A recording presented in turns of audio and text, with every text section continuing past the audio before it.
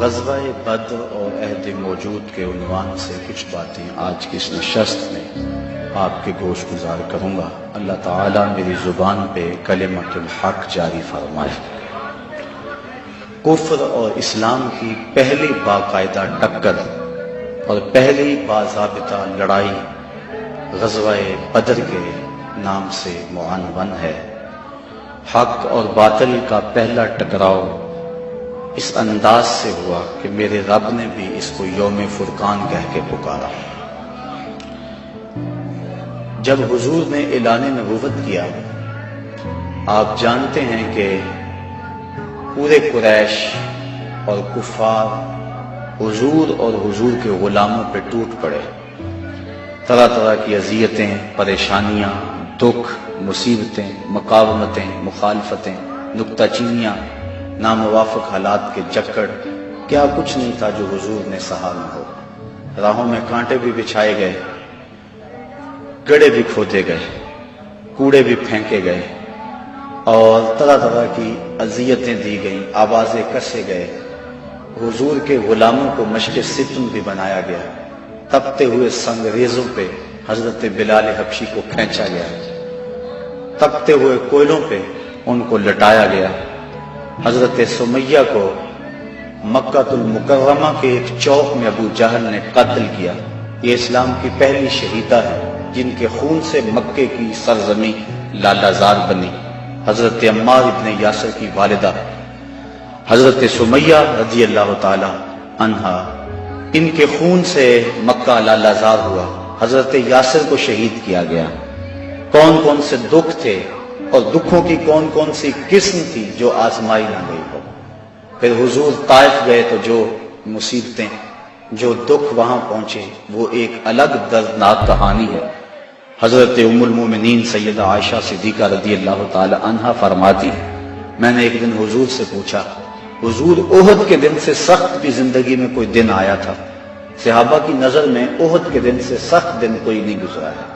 جب حضور کے سکے چچا شہید کر دیے گئے اور ان کا مسلح بنایا گیا، اعضائے بدنیاں کاٹ لیے گئے اور ان کا ہار پرویا گیا، حضور کے سر پہ پٹی بندھی ہوئی تھی، آنکھوں میں آنسو تھے، اور بار بار پوچھتے تھے ما فعل امی، میرے چچا کی کہانی سناؤ، میرے چچا کی بات سناؤ۔ تو یہ سخت ترین دن تھا۔ تو عرض کی حضور کیا احد کے دن سے سخت دن بھی کبھی زندگی میں آیا؟ فرمایا ہاں عائشہ، جب طائف کے بازاروں میں تیری قوم نے مجھے پتھر مارے تو یہ دن احد کے دن سے بھی سخت تھا۔ ان کے 3 سرداروں کے پاس حضور پیغام حق لے کر گئے، ان کی ہمدردی کا جذبہ لے کر حضور تشریف لے گئے، لیکن انہوں نے حضور کی دعوت کو مسترد کر دیا، بلکہ اوباشوں کے ہاتھوں میں پتھر دیے، اور حضور جب واپس ہونے لگے تو ان کو 2 رویا کتاروں میں کھڑا کر دیا۔ وہ حضور کے پاؤں پہ پتھر مارتے تھے، حضور پاؤں اٹھاتے تو وہ دوسرے پاؤں پہ پتھر مارتے۔ شدت درد اور احساس کرب سے جب حضور بیٹھ جاتے تو ان کے 2 گنڈے آگے بڑھتے، حضور کو کندھوں سے پکڑ کر اٹھاتے اور پھر پتھر مارتے۔ فرمایا عائشہ، یہ دن احد کے دن سے بھی سخت تھا جب طائف کے بازاروں میں تیری قوم نے مجھے پتھر مارے تھے۔ شاب ابی طالب میں جو 3 سال کاٹے، بلا اس کو تاریخ کیسے بھول سکتی ہے؟ درختوں کے پتے کھا کھا کے گزر اوقات ہو رہی ہے، عورتوں کی چھاتیوں سے دودھ خشک ہو گئے۔ 3 سال سماجی بائیکاٹ کفار نے کر دیا اور غلہ تک نہ پہنچنے دیا، وہاں پانی نہ پہنچنے دیا جاتا، اور وہ 3 سال دکھوں کی، اذیتوں کی ایک داستان ہے جو ختم ہوئی، لیکن پائے استقلال میں لرزش نہیں آنے پائی۔ جن کے مقاصد جلیل ہوں، راستے کی سختیاں ان کے قدموں کو روک نہیں سکتی ہیں۔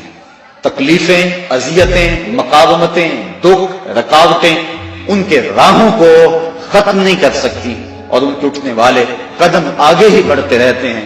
وہ تو پیچھے مڑ کے دیکھنا بھی توہین جستجو سمجھتے ہیں۔ تو غہ نہ بندے شوق ہے، منزل نہ کر قبول، لیلا بھی ہم نشیں ہو تو محمل نہ کر قبول۔ وہ تو آگے بڑھنا ہی زندگی کا حسن اور زندگی کا زیور سمجھتے ہیں۔ میرے اور آپ کے آقا و مولا صلی اللہ علیہ وآلہ وسلم نے سارے دکھ سہے، سارے غم جھولی میں ڈالے، ساری تکلیفیں سہی، زبان سے بد دعا بھی نہیں دی۔ طائف کے بازاروں میں جب یہ اذیت ناک مراحل سے گزرے، اس وقت جو 7 صحابہ تھے انہوں نے عرض کی حضور ان کے لیے بد دعا بول دیں. فرمایا میں رحمت بن کے آیا ہوں, میں زحمت بن کر نہیں آیا. لیکن ان کا پہم جب اسرار ہوا تو حضور نے ہاتھ اٹھا دیے. صحابہ منتظر تھے, ابھی لب جنبش کریں گے اور ابھی آسمان سے پتھر برسیں گے, یہ 2 پہاڑ طائف کے آپس میں جڑ جائیں گے اور یہ درمیان میں پس جائیں گے. لیکن جب لب واہ ہوئے, کلمات کیا ترتیب پائے, اللہم اہد قومی فإنہم لا یعقلون, اے اللہ میری قوم کو ہدایت دے دے, یہ مجھے جانتی نہیں ہے, اگر جانتی ہوتی تو مجھے یوں پتھر نہ مارتی, میری راہوں میں پھول بچھاتی.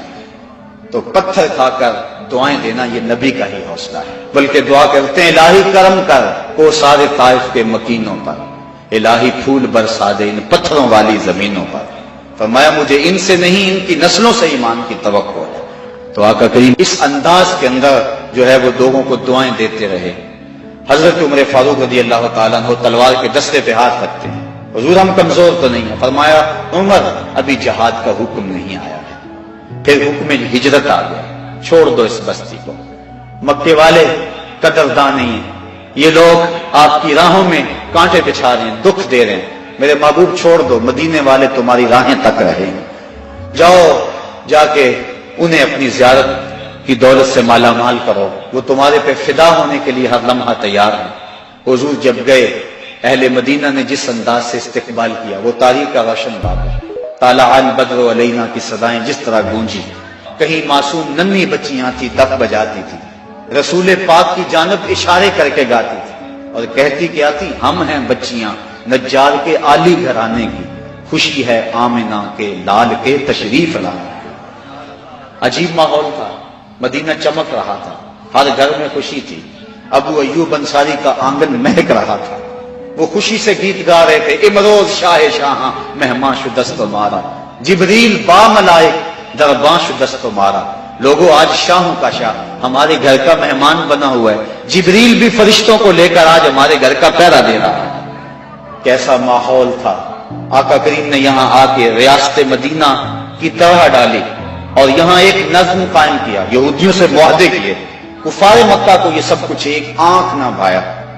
ابو جہل نے عبداللہ ابن ابی کو خط لکھا کہ اہل مکہ جو ہمارے سے تمہارے پاس گئے ہیں ان سے لڑائی کرو, ورنہ ہم تم سے لڑائی کریں گے اور تمہاری بیویوں کو اپنی لونڈیاں بنا لیں گے. اس طرح اس مضمون کا ایک خط مسلمانوں کو بھی لکھا اور مختلف ان کے جتھے مسلمانوں کی چراگاہوں پہ حملہ کرتے رہے اور مسلمان بھی ان کا جواب دیتے رہے.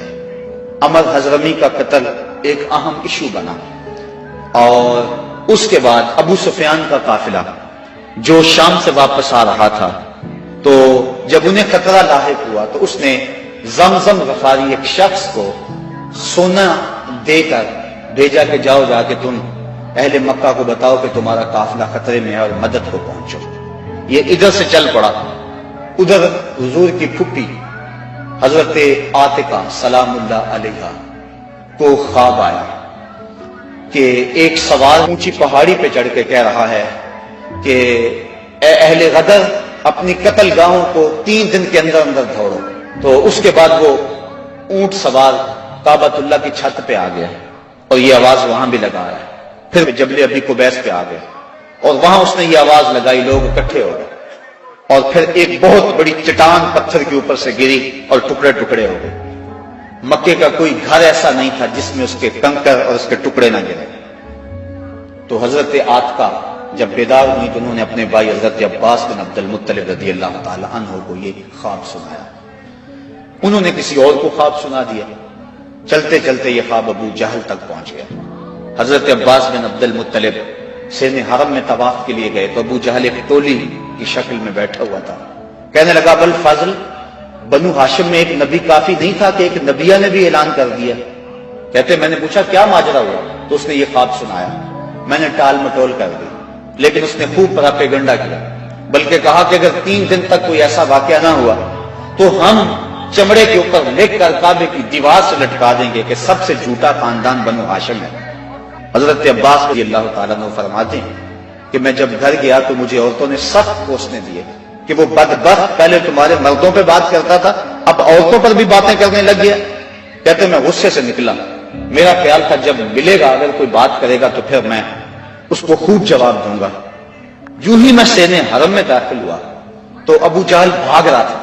میں سمجھا کہ شاید میرے سے ڈر کے بھاگ گیا، لیکن ماجرا کچھ اور تھا۔ زمزم غفاری آ پہنچا تھا اور وہ ایک اونچے ٹیلے پہ کھڑا ہو گیا تھا۔ اس نے اپنے اونٹ کے کان کاٹ دیے تھے، ناک کاٹ دی اور اپنی قمیض پیچھے سے پھاڑ دی اور زور زور سے کہا اللتیمہ اللتیمہ، اے ادرک اللتیمہ، اور تمہارا قافلہ لٹ گیا، تمہارا قافلہ لٹ گیا، الغوث الغوث، مدد کو پہنچو، مدد کو پہنچو۔ کہتے ہیں بھگدڑ مچ گئی، کیونکہ اس قافلے میں پورے مکے کے لوگوں نے مال لگایا ہوا تھا، لہذا جلدی جلدی وہ جنگ کی تیاریاں کرنے لگے اور 3 دنوں کے اندر اندر وہ مکے سے کوچ کر گئے۔ ابھی ایک منزل پہ پہنچے تھے کہ ابو سفیان کا قاصد پہنچا کہ ہم بخیریت گزر آئے ہیں، تم واپس ہو جاؤ۔ سارے صاحب لوگوں نے مشورہ دیا، لیکن ابو جہل کہتا تھا نہ، ہم نے بدر میں جانا ہے، 3 دن تک وہاں ہم نے قیام کرنا ہے، وہاں شرابیں پیئیں گے، وہاں جشن منائیں گے، پورے عرب پہ ہماری دھاک بیٹھے گی۔ اسے بڑے لوگوں نے سمجھایا لیکن وہ ماننے کو تیار نہ ہوا۔ ہر منزل پہ ہر روز کوئی نہ کوئی سردار دعوت کرتا، 9 یا 10 اونٹ ذبح کرتا اور یہ قافلہ آگے بڑھا۔ ادھر حضور نے صحابہ کو جمع کیا، مٹھی پر جماعت، ایک چھوٹا سا گھونسلہ جو تیار کیا تھا، ایک چھوٹی سی کائنات اور دنیا جو حضور نے تیار کی تھی۔ حضور نے فرمایا صحابہ مجھے مشورہ دو، اشیروا علی ایھا الناس، لوگوں مجھے بتاؤ کیا کیا جائے۔ حضرت عمر فاروق رضی اللہ تعالی عنہ، حضرت ابو بکر صدیق رضی اللہ تعالی عنہ، انہوں نے عرض کی حضور آپ جو چاہیں ہم آپ کے ساتھ ہیں۔ حضرت مقداد نے عرض کی حضور آپ برق الغماد تک بھی جانا چاہیں تو ہم آپ کا ساتھ دیں گے۔ حضور نے فرمایا مجھے مشورہ دو۔ ابو بکر و عمر نے عرض کی اے ہادی دورہ، ہمارے مال و جاں اولاد سب کچھ آپ پر قربان، غلامان محمد جان دینے سے نہیں ڈرتے، یہ سر کٹ جائے یا رہ جائے کچھ پرواہ نہیں کرتے۔ اٹھے مقداد، عرض کی اے سرور عالم، نہیں ہیں قوم موسیٰ کی طرح کہہ دینے والے ہم، ہمارا فخر یہ ہے ہم غلامان محمد ہیں، ہمیں باطل سے کیا ڈر، زیر دامان محمد۔ حضور علیہ السلام نے پھر فرمایا شیرو علیہ ایھا الناس، لوگوں مجھے مشورہ دو۔ حضرت عمر فاروق پھر اٹھے تو حضور نے پھر کہا شیرو علیہ ایھا الناس، لوگوں مجھے مشورہ دو۔ تو حضرت سعد بن معاذ اٹھے، عرض کی شاید حضور کی مراد انصار سے ہے، ادب سے عرض کی انصار ہیں ہم یا رسول اللہ، غلامان شہ ابرار ہیں ہم یا رسول اللہ، اگر ارشاد ہو بحر فنا میں کود جائیں ہم، ہلاکت خیز گرداب بلا میں کود جائیں ہم، نبی کا حکم ہو تو پھاند جائیں ہم سمندر میں، جہاں کو محو کر دیں نعرہ اللہ اکبر میں، یہ قریش مکہ تو کیا چیز ہیں، دیووں سے لڑ جائیں، سنانے نیزہ بن کے سینہ باطل میں گڑ جائیں۔ حضور آپ کا حکم تو ہو۔ آقا کریم علیہ السلام خوش ہو گئے، فرمایا چلو بدر کی طرف پیش قدمی ہوئی۔ 313 افراد پر مشتمل یہ قافلہ جب مدینے سے نکلا تو عجیب حالت تھی، مختصر سامان تھا، 2 گھوڑے، 6 زرہیں، 8 شمشیریں، پلٹنے آئے تھے یہ لوگ دنیا بھر کی تقدیریں۔ مسلمان جب نکلے نا تو ان کے پاس تلواریں بھی 8 تھیں، اور وہ بھی مورخین لکھتے ہیں سلامت نہیں تھی، کسی کا دستہ ٹوٹا ہوا تھا، کسی کی نوک نہیں تھی، کوئی زہر میں بجھنے والی تھی، اور 2 گھوڑے تھے، 70 اونٹ تھے، اور 6 زریں تھی۔ جن کے پاس تلواریں نہیں تھی انہوں نے کھجوروں کے ڈنڈے توڑ لیے۔ اللہ اکبر، کیسا منظر تھا، کیسا ماحول تھا۔ یہ لشکر ساری دنیا سے انوکھا تھا، نرالا تھا کہ اس لشکر کا افسر کالی کملی والا تھا، عجیب رنگ تھا اس لشکر کا، چشم فلک نے کبھی ایسا منظر نہیں دیکھا ہوگا۔ فاقہ مست لوگ جن کے بدن پہ پورے کپڑے بھی نہیں ہیں، اور دنیا کی اس وقت کی بڑی طاقت سے ٹکر لینے کے لیے پورے جذبوں کی فراوانی سے جب مدینے سے باہر نکلے تو یہودی اپنی دکانوں پہ بیٹھے ہوئے تھے۔ انہیں دیکھ کر کہنے لگے مسلمانوں تمہارے پاس نہ کوئی اسلحہ، نہ کوئی نیزے، نہ کوئی بھالے، نہ کوئی خنجر، نہ تیغ و تبر، تم کس راستے پہ جا رہے ہو؟ آلات حرب و ضرب تو تمہارے پاس ہے نہیں۔ تو مسلمانوں نے حضور کی طرف اشارہ کر کے کہا نہ تیغو تیر پر تکیا، نہ خنجر پر، نہ بھالے پر، بھروسہ ہے تو اس سادی سی کالی کملی والے پر۔ ہمارا تو آسرا حضور کی ذات ہے، ہم تو حضور کے سہارے جا رہے ہیں، بنا کر اپنے سینوں کی سپر آیات قرآن کو، بظاہر چند تن کے روکنے نکلے تھے طوفان کو۔ یہ چند لوگ میدان کی طرف بڑھ رہے تھے، حضور علیہ السلام نے 3 اشخاص کے لیے ایک اونٹ مقرر کر دیا کہ باری باری سوار ہو، اور اپنے لیے حضور نے ایک اونٹ تنہا مقرر نہیں کیا بلکہ اپنے ساتھ بھی 2 سوار مقرر کیے، حضرت ابو لبابہ اور حضرت علی المرتضیٰ رضی اللہ تعالیٰ عنہ، اور خود حضرت علی المرتضیٰ اور حضرت ابو لبابہ نے عرض کی حضور ہم اپنی باریاں چھوڑتے ہیں، آپ سوار ہیں۔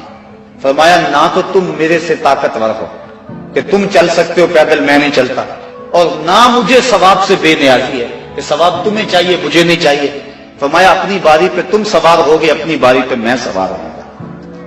محبت کے جوش میں یہ قافلہ آگے جا رہا ہے، عجیب حالت ہے، فاقہ مست ہے، کھجور کو چوس کے روزہ رکھتے ہیں، اسی کو چوس کے افطار کر لیتے ہیں۔ راستے کے اندر ایک جگہ آئی مرج الزبیہ، وہاں ایک چرواہا بکریاں چرا رہا تھا۔ ایک صحابی نے کہا سلم علی رسول اللہ صلی اللہ علیہ وسلم، یہ حضور ہے، انہیں سلام کرو۔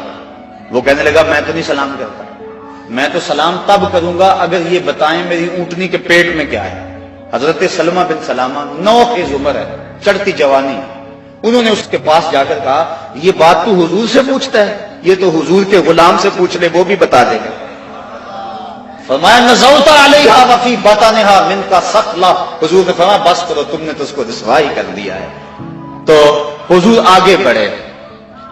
اب جب حضور وہاں پہنچے تو کافروں نے پہلے ہی اونچی جگہ پہ پتھریلے علاقے میں پڑاؤ ڈال لیا ہوا تھا، وہاں انہوں نے اپنے خیمے گاڑ لیے تھے، اور جس سمت حضور تھے یہ علاقہ نشیبی تھا اور ریت تھی، چلتے ہوئے پاؤں دھنستے تھے اور چلنا مشکل ہو رہا تھا، سخت گرمی، 17 رمضان۔ حضور علیہ السلام وہاں پہنچے، حضرت سعد نے عرض کی حضور اگر تو اللہ کا حکم ہے یہاں خیمے گاڑنے کا تو میں کچھ نہیں عرض کروں گا، لیکن اگر آپ رائے لینا چاہیں تو میرا خیال ہے ان کنوؤں کے آگے ہم اپنے خیمے نصب کر لیں تاکہ یہ کنویں ہماری پشت پہ چلے جائیں، اور ان کنوؤں کو پاٹ دیں، بند کر دیں۔ تھوڑا تھوڑا پانی تھا کنویں میں اور وہ بھی بہت نیچے۔ اب جب حضور وہاں پہنچے، یہاں مورخ اسلام حفیظ جلندھری نے وادی بدر کی فریاد کو بیان کیا ہے۔ وادی بدر نے جب اپنے دامن میں اترتے ہوئے ان مقدس مہمانوں کو دیکھا تو وادی بدر نے اللہ سے فریاد کی۔ سنو بدر نے کیا کہا، الہی کیا خبر تھی، ایک دن ایسا بھی آئے گا کہ تیرا ساقی کوثر یہاں تشریف لائے گا۔ خبر کیا تھی، یہاں تیرے نمازی آ کے ٹھہریں گے، شہید آرام فرمائیں گے، غازی آ کے ٹھہریں گے۔ مالک مجھے پتا ہوتا طوفان نوح میرے اوپر سے گزرا تھا، میں کوئی پانی جمع کر رکھتی، آج ان غازیوں کو، ان مجاہدوں کو میں پانی پیش کرتی، میں شبنم کے قطرے جمع کرتی رہتی، اور آج تیرے رسول کے غلاموں کو وہ پانی پیش کر دیتی۔ مجھے کیا پتا کہ میرے بھی مقدر جاگیں گے، تیرا ساقی کوثر یہاں جلوہ گر ہوگا، تیرے محبوب کے پیارے قدم اس خاک پہ آئے، الہی حکم دے سورج کو اب آتش نہ برسائے، میرے مالک سورج کو کہہ دے اب یہ تو نہ آگ برسائے، تیرے محبوب کے قدم اس دھرتی پہ آگے ہیں، اور میرے دامن سے جب تیرے محبوب کے غلاموں کو ہوائے گرم آئے گی تو مجھ کو رحمت للعالمین سے شرم آئے گی، یا اللہ میری فریاد پوری کر لے۔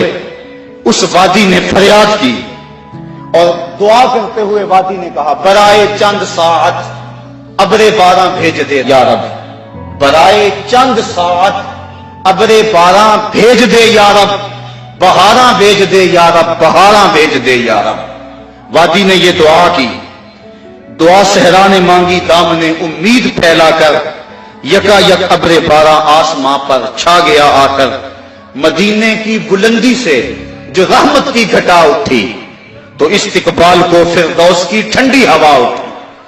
عجیب منظر بن گیا، اچانک بارش برسنا شروع ہو گئی، اور یہ نشیبی علاقے کے اندر جو ریت تھی وہ جم گئی اور حوض پانی سے بھر گیا، اوپر کیچڑ ہو گیا، وہ چلتے ہیں تو ان کے پاؤں پھسلتے ہیں اور یہاں پاؤں جمنے لگے۔ یہ اللہ کی پہلی مدد تھی جو بدر میں مسلمانوں کو پہنچی۔ رات ہوئی، کفار نے عیش و نشاط کی بزم سجائی، لونڈیاں ساتھ آئی تھیں اور گانے والی عورتیں ساتھ تھی جو گا گا کے ان کو دادے عیش دیتی تھی، اور شرابوں کے جام لڑائے جانے لگے۔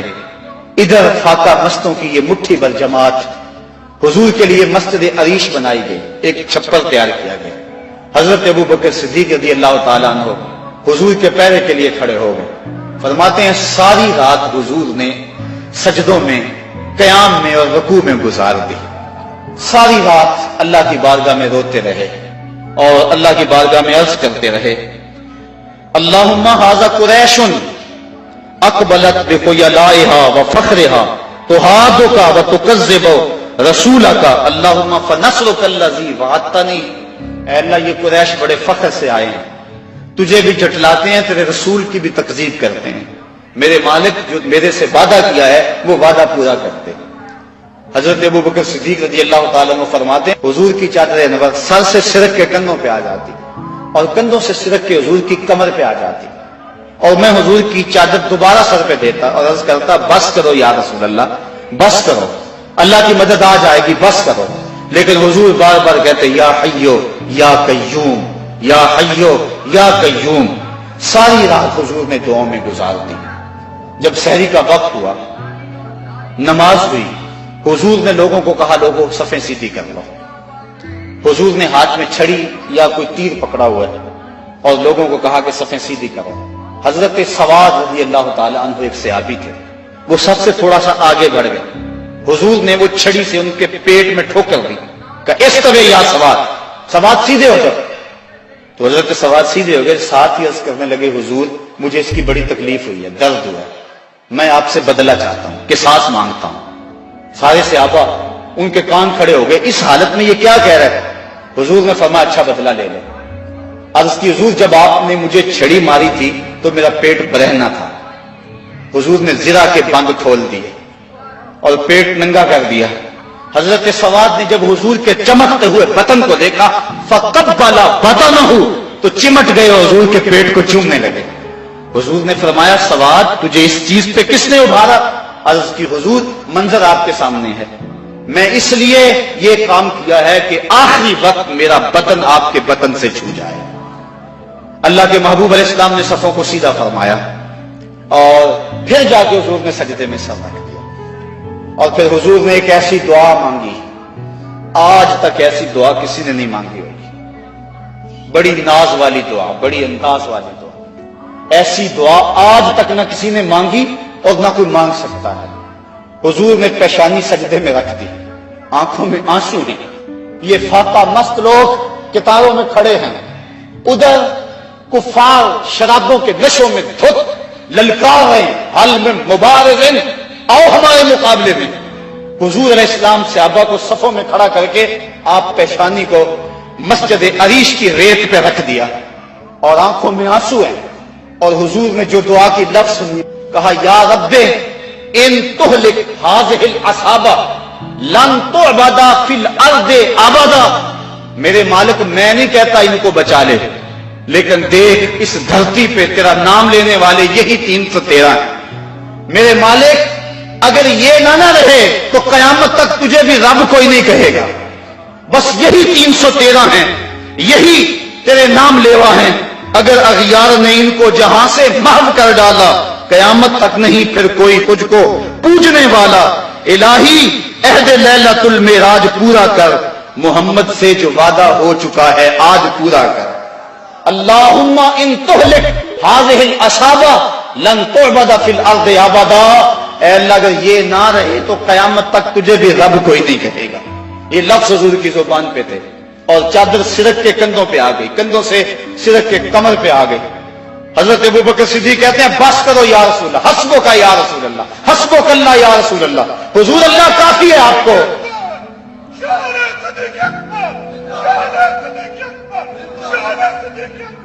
تو کہا حضور بس کرو بس کرو، اللہ کی مدد آ گئی۔ لیکن حضور کی آنکھوں میں مسلسل آنسو ہیں اور کہتے ہیں مالک یہی مٹھی بھر میری زندگی کی کمائی ہے، یہی 313 ہے تیرے نام لیوا روئے زمین پہ، اگر یہ نہ رہے تو قیامت تک تجھے بھی کوئی رب نہیں کہے گا۔ پھر کیا ہوا؟ اچانک حضور نے سر اٹھایا۔ حضرت ابوبکر صدیق فرماتے ہیں میں دیکھ رہا تھا، حضور نے فرمایا ابشر یا ابا بکر اتاک نصر اللہ ھذا جبریل آخذ بعنان فرسہ، ابو بکر بشارت ہو، مبارک ہو، وہ دیکھو اللہ کی مدد آ گئی ہے، وہ دیکھو جبریل گھوڑے پہ سوار ہیں اور گھوڑے کی لگام کو تھامے ہوئے ہیں اور گھوڑے کے پاؤں کے اوپر گرد جمی ہوئی ہے، وہ دیکھو اللہ کی مدد آ گئی۔ اللہ اکبر۔ حضور علیہ السلام یا حیو یا قیوم کا وظیفہ پڑھ رہے ہیں، ادھر کافروں نے کہا حل میں مبارز، حضور نے 3 انصاری جوان بھیجے، حضرت حارث، حضرت معاذ اور حضرت معوذ۔ قریش نے پوچھا کون؟ کہا ہم رہط من الانصار، انصار میں سے ہم کچھ لوگ ہیں۔ کہا جاؤ چلے جاؤ، ہمارا تمہارے سے کوئی مقابلہ نہیں، ہمارے جوڑ کے لوگ بھیجو، ہم اپنے جوڑ کے لوگوں سے لڑا کرتے ہیں۔ انہوں نے آ کر حضور سے عرض کی حضور یہ بڑے متکبر ہیں، کہتے تم ہمارے جوڑ کے نہیں ہو۔ حضور علیہ السلام نے فرمایا کن یا عبیدہ، کن یا حمزہ، کن یا علی۔ عبیدہ تم اٹھو، حمزہ تم اٹھو، علی تم اٹھو۔ کہا جاؤ تم جوڑ کے ہو، بلکہ ان کو توڑ کے آؤ۔ حضرت علی، حضرت حمزہ اور حضرت عبیدہ تینوں گئے۔ انہوں نے پوچھا کون؟ چونکہ انہوں نے زرہیں پہنی ہوئی تھی، اپنے نام بتائے۔ انہوں نے کہا اکفاؤن کرامن، ہاں اب ہمارے جوڑ کے آ گئے۔ پھر حضرت علی المرتضیٰ جھپٹے اور ایک بار میں اپنے دشمن کا کام تمام کر دیا۔ شیبہ، عتبہ اور ولید یہ تینوں مقابلے میں آئے تھے۔ حضرت حمزہ نے بھی چند لمحوں کے اندر جو ہے ان کا کام تمام کر دیا۔ حضرت عبیدہ بوڑھے تھے، ان کی پنڈلی کٹ گئی اور پنڈلی سے جو ہے وہ گودا باہر آ رہا تھا، اور حضرت حمزہ اور حضرت علی آگے بڑھے اور ان کی مدد کی اور ان کے دشمن اور مقابل کو قتل کیا۔ حضرت عبیدہ کی آنکھیں کچھ ڈھونڈ رہی ہیں، پھر اچانک حضور نظر آئے تو وہاں گھسیٹ کے آپ کو حضور کی طرف کرنے لگے۔ آقا کریم نے دیکھا تو جلدی جلدی آئے۔ حضرت عبیدہ نے اپنا سر حضور کے قدموں پہ رکھ دیا اور کیا کہا؟ کہا حضور کیا میں شہید نہیں ہوں؟ تو حضور نے فرمایا اشہد انک شہید، میں گواہی دیتا ہوں تم پکے شہید ہو۔ پھر حضور کے قدموں پہ سر رکھا ہوا تھا کہ حضرت عبیدہ کی روح پرواز کر گئی۔ گر وقت اجل سر تیری چوکھٹ پہ دھرا ہو، جتنی ہو قضا ایک ہی سجدے میں ادا ہو، مزہ سردار مرندہ انج آؤندہ، میت یار دے بوئے تے پئی ہو دے۔ حضرت حارثہ رضی اللہ تعالیٰ عنہ ایک صحابی، ان کو تیر لگا، وہ شہید ہو گئے۔ ذرا منظر دیکھیے بدر کا۔ ان کی ماں کو پتا چلا میرا بیٹا شہید ہو گیا، وہ حضور کی خدمت میں حاضر ہو گئے اور عرض کرنے لگی حضور مجھے بتائیں کہ میرا بیٹا جنت میں گیا یا نہیں گیا، اگر وہ جنتی ہے تو پھر میں صبر کروں گی، نہیں تو میں بین کروں گی، واہ ویلا کروں گی۔ حضور علیہ السلام نے جو جواب دیا سنیے کیا خوبصورت جواب تھا۔ حضور نے فرمایا آوا حبلت یا امہ حارثہ، حارثہ کی امی تجھے کیا ہو گیا ہے؟ جنت ایک نہیں ہے، جنت اللہ نے کئی بنائی ہے، اور انا ابنا کا اصحاب الفردوس الاعلی، اور تیرا بیٹا حارثہ جنت کے سب سے اونچے درجے فردوس میں ہے۔ تو جب اس نے یہ بات سنی نا تو وہ خوشی سے جھومنے لگی، اس نے کہا بخ بخ لکا یا حارثہ، حارثہ واہ واہ مبارک ہو تجھے، تو جنت کا راہی بن گیا ہے۔ اللہ اکبر۔ اب حضور علیہ السلام اسی چھپر میں بیٹھے۔ حضرت علی المرتضیٰ فرماتے ہیں میں جنگ کرتا اور کئی کافروں کو جہنم رسید کرتا، پھر مجھے شوق ہوتا میں حضور کے پاس جاتا اور میں دیکھتا حضور سجدے میں سر رکھا ہوا ہے اور کہتے ہیں یا حیو یا قیوم، یا حیو یا قیوم، یہ لفظ حضور کی زبان پہ۔ میں 3 مرتبہ گیا اور تینوں مرتبہ جو ہے وہ حضور کی زبان پہ یہی لفظ تھے اور سر سجدے میں تھا۔ اس کے بعد پھر گمسان کا رنگ پڑا اور کافروں نے یک بارگی حملہ کر دیا۔ حضرت علی المرتضیٰ سے روایت ہے، فرماتے ہیں جب سب نے یک بارگی حملہ کیا نا تو ہم نے کیا دیکھا کہ حضور بھی اٹھ کے آ گئے۔ اللہ اکبر۔ فلک سہما ہوا تھا کافروں کی چیرہ دستی سے، زمین شک ہو رہی تھی غلبہ باطل پرستی سے، مگر جب کملی والا آ گیا اٹھ کر مسلح سے، خدائی ہو گئی محفوظ کافروں کے حلے سے، صدائے نعرہ تکبیر سے تھرا اٹھی وادی کہ امت کے ضعیفوں کی مدد کو آ گیا ہادی، نہتوں کو سہارا مل گیا دستے پیمبر سے، زمانہ گونج اٹھا نعرہ اللہ اکبر سے، فضا میں ہر سمت لہرا گیا اسلام کا جھنڈا، برائے اہل عالم امن کے پیغام کا جھنڈا۔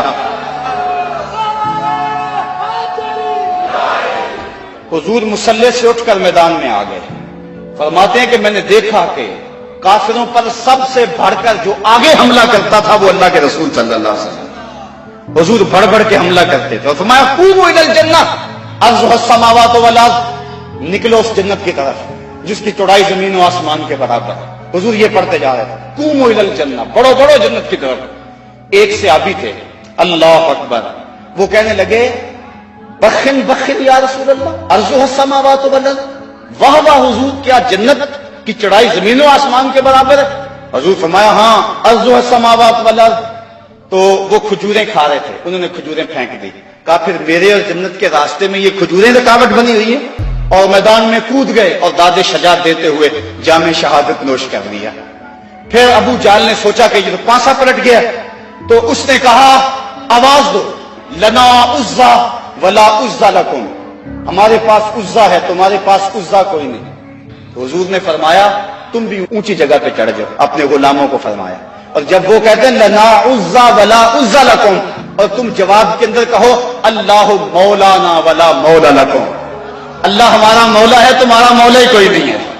فرمایا یہ آواز دو، اب یہ آواز دی جا رہی، کیسا منظر ہے بدر کا، اللہ اکبر، حق اور باطل ٹکرا رہے ہیں۔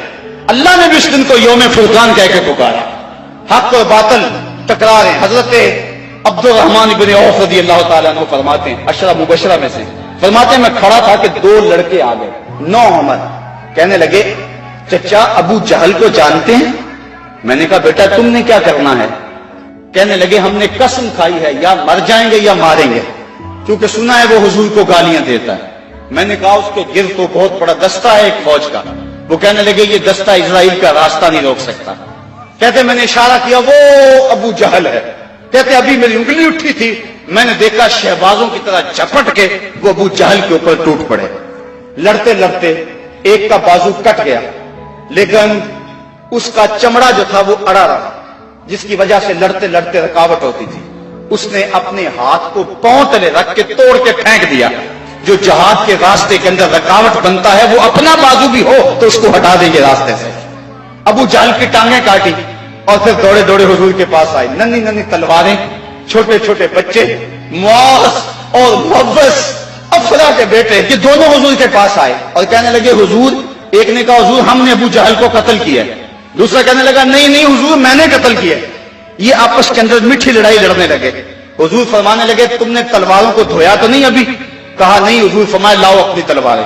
تو جب تلواریں لائی گئی تو دونوں کو خون لگا ہوا تھا۔ حضور نے فرمایا کلاکما قتلہ، تم دونوں نے مل کر اسے قتل کیا۔ تو یہ غزوہ جاری تھا اور کافر کٹ کٹ کے گر رہے تھے اور اللہ تعالیٰ نے اسلام کو فتح دی۔ 70 کافر مارے گئے، 70 کافر موقع پہ قتل ہو گئے، 70 افراد کو گرفتار کر لیا گیا، باقی دم دبا کے بھاگ گئے۔ اور سخت سراسیمگی کا عالم، نعرے تکبیر کے لگ رہے ہیں، صحابہ حضور کو دیکھتے ہیں اور میدان جنگ کے اندر کود پڑتے ہیں۔ آواز آتی ہے اقدم ہیزوم، ہیزوم آگے بڑھو۔ صحابہ نے عرض کی حضور یہ ہیزوم کون ہے؟ اور آواز دینے والا بھی نظر نہیں آتا۔ فرمایا یہ جبریل کی آواز ہے، اور ہیزوم جبریل کے گھوڑے کا نام ہے۔ وہ اپنے گھوڑے کو کہتا تو بھی آگے ہو جا۔ شانہ بشانہ مسلمانوں کے جبریل بھی لڑ رہا تھا، وہ بھی جہاد میں تھا۔ اللہ اکبر، اللہ نے اسلام کی فتح کی، اسلام کو کامیابی دی۔ اللہ کے محبوب علیہ السلام نے اللہ کا شکر ادا کیا اور لڑتے لڑتے کئی مناظر آئے۔ حضرت عکاشہ کی تلوار ٹوٹ گئی تو وہ حضور کی خدمت میں حضور، حضور تلوار ٹوٹ گئی ہے تو حضور کے ہاتھ میں ایک ڈنڈا تھا، وہی اس کو دے دیا۔ فرمایا قاتل بہذا یا عکاشہ، عکاشہ اس کے ساتھ لڑو۔ کہتے ہیں جب یوں لہرایا تو وہ لوہے کی تلوار بن گئی اور ساری زندگی حضرت عکاشہ کے ساتھ وہ تلوار رہی۔ حضرت قتادہ کہتے ہیں کہ میرے یہاں تیر لگا آنکھ کے قریب اور آنکھ کا ڈیلا باہر آ گیا۔ میں حضور کی خدمت میں حاضر ہوا، حضور نے اپنا لعاب لگایا اور جہاں وہ ڈیلا تھا وہیں رکھ دیا۔ وکان لا یدری ایو عینیہ اصیبت، حضرت قتادہ کو پتہ نہیں چلتا تھا کہ آنکھ خراب کون سی ہوئی تھی۔ یعنی دونوں کی روشنی ایک جیسی تھی اور کوئی نشان بھی باقی نہیں رہا تھا. یہ حضور کے لعاب کی برکتیں تھیں. اللہ نے اسلام کو فتح دے دی. حضور علیہ السلام 3 دن وہاں قیام فرمایا. قیام فرمانے کے بعد حضور وہاں چلے. راستے میں ایک جگہ پہ حضور نے پڑاؤ کیا تو جبریل آ گئے اور جبریل نے کہا رضیتا یا رسول اللہ, حضور آپ راضی ہوئے ہیں کہ نہیں ہوئے ہیں؟ حضور نے فرمایا میں راضی ہو گیا ہوں. کہا مجھے اللہ نے کہا ہے کہ میرے محبوب سے پوچھ کر آنا ہے, اگر اجازت دے تو آنا ہے. تو میں اجازت چاہتا ہوں. حضور فرمایا چلے جاؤ. حضور نے حضرت عبداللہ بن رواحہ اور حضرت زید بن حارثہ رضی اللہ تعالی عنہما کو کہا تم ذرا آگے چلے جاؤ اور اہل مدینہ کو خبر دو کہ اللہ نے اسلام کی فتح عطا فرمائی. یہ آگے آگے چلے گئے, حضرت عبداللہ بن رواحہ اور حضرت زید بن حارثہ, اور جا کے لوگوں کو کہا لوگوں مجدہ باد مبارک ہو, ابو جہل قتل ہو گیا, امیہ قتل ہو گیا, ولید قتل ہو گیا, عتبہ قتل ہو گیا, شیبہ قتل ہو گیا, ابو البختری قتل کر دیا گیا, ان کے بڑے بڑے سردار قتل کر دیے گئے. اللہ نے اسلام کو فتح دے دی. 70 ان کے قتل ہوئے, 14 مسلمانوں کے شہید ہوئے, 13 موقع پہ اور 1 راستے میں. اب منافق تو کہہ رہے تھے اتنی بڑی قوم سے ٹکرانا یہ ان کے بس کی بات ہی نہیں ہے. ان کے پاس تو کھجوروں کے ڈنڈے تھے, تلواریں بھی کون تھی, یہ کیسے لڑے ہوں گے؟ وہ کہنے لگے غلط کہتے ہو, غلط کہتے ہو, تمہاری عقل کو کچھ ہو گیا ہوا ہے. بلکہ ایک منافق نے کہا کہ زید بن حارثہ جس اونٹ پہ سوار ہے وہ تو حضور کا ہے, اس کا مطلب ہے کہ حضور نہیں ہے, یہ ان کے اونٹ پہ بیٹھا ہوا ہے. حضرت اسامہ بن زید کہتے ہیں کافروں نے اتنا پراپیگنڈا کیا منافقوں نے کہ مجھے بھی شک ہو گیا. میں نے اپنے باپ سے پوچھا کہ ابا جی واقعی مسلمانوں کو پتہ ہوئی ہے؟ تو میرے باپ نے کہا بیٹا کیا کہتے ہو, اللہ نے اسلام کے جھنڈے گاڑ دیے. اللہ اکبر. حضرت عاصم بن عدی کہتے ہیں میں نے حضرت عبداللہ ابن رواحہ کو ایک طرف کیا, میں نے کہا احقا ما تقول یا ابن رواحہ, اے رواحہ کے بیٹے جو تم کہتے ہو حق کہتے ہو؟ انہوں نے کہا ای واللہ, اللہ کی قسم ایسا ہی ہوا ہے, ایسا ہی ہوا ہے. کافر بھاگ گئے, اللہ نے اسلام کو فتح دے دی. کہتے ہیں کہ جب انہوں نے یہ گواہیاں دی تو جو بچے تھے نا مدینے میں وہ باہر گلیوں میں نکل آئے اور اونچی اونچی آواز کیا لگاتے تھے, وہ کہتے تھے قتل ابو جہل الفاسق, وہ فاسق ابو جہل قتل کر دیا گیا, قتل کر دیا گیا. اور اب وہ تیاریاں کرنے لگے حضور کے استقبال کی. آقا کریم جب تشریف لائے وہ منظر مدینے کا دوبارہ تازہ ہو گیا. اور آج میں اس کو مختلف خطبے سید سے پڑھ رہا تھا. کیسا وہ خوبصورت منظر کہ جب حضور تشریف لائے حضور کے چہرے پہ طمانیت کا نور تھا, چہرہ چمک رہا تھا. اور جب حضور نے قدم مدینے میں رکھے تو بنو نجار کی وہی بچیاں دف لے کر آ گئی اور انہوں نے چھتوں کے اوپر چڑھ کر وہی گیت جب حضور آئے تھے تو گایا تھا. آج پھر ان کی زبان پہ ہے طلع البدر علینا من ثنیۃ الوداع وجب الشکر علینا ما دعا للہ داعی, کہ وہ دیکھو چاند طلوع ہو گیا وداع کی پہاڑیوں سے, وہ دیکھو چاند چڑھ گیا ہے.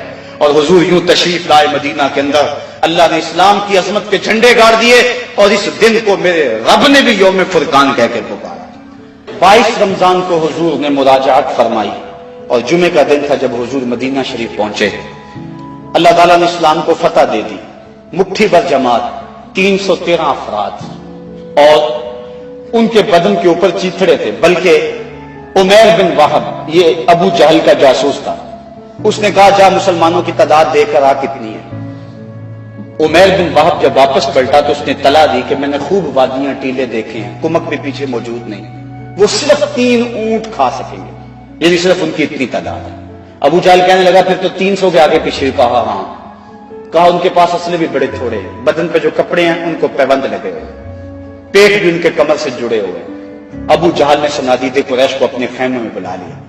کہا سنتے ہو عمیر کی رپورٹ, کل لڑائی کی نوبت نہیں آئے گی, رسیاں اکٹھی کرو اور انہیں جکڑ جکڑ کے اونٹوں کی پشتوں سے باندھنا اور پھر جا کے حرم کی دیواروں سے باندھنا, لوگوں کو تماشا دکھانا کہ یہ نئے دین کے دعوے دار تھے. جب صنادید قریش کو بلا کر یہ رونق بھری بات ابو جہل نے کہی تو عمیر جو مسلمانوں کو دے کر آیا تھا اس نے جو جملہ کہا وہ سنیے.